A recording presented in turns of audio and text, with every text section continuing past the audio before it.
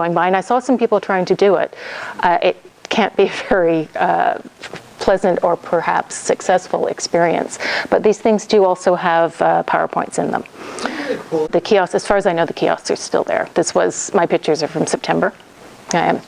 Yeah, this is Bryant Park, which for a long time had a public Wi-Fi network in New York. It's not there anymore. Probably because people are mainly using their cell phones. This is St. John, New Brunswick. This was years ago, testing out the public Wi-Fi, but yeah, what works in the summer does not work so well in the winter. It's pretty chilly.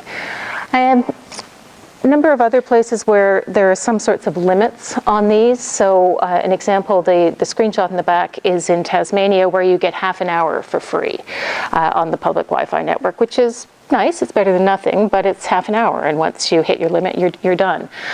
Very, very frequently, customers, Wi-Fi, you can get Wi-Fi at a cafe, but it's an economic exchange. You have to buy something, or there's an expectation.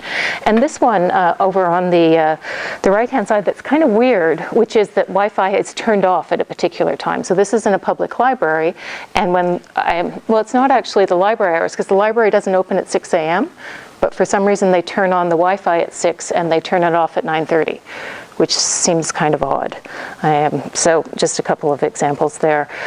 This is another one. So this is one that probably many of us have seen. They've changed it now, but I haven't really engaged with this, but I can't understand what possessed the TTC to require you to sign into the Wi-Fi in the subway with Twitter.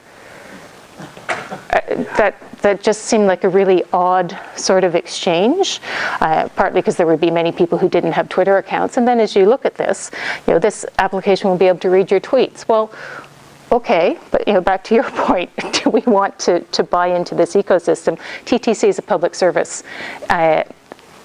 If it's going to provide Wi-Fi, then why is it not providing Wi-Fi in a way that's much more friendly to citizens?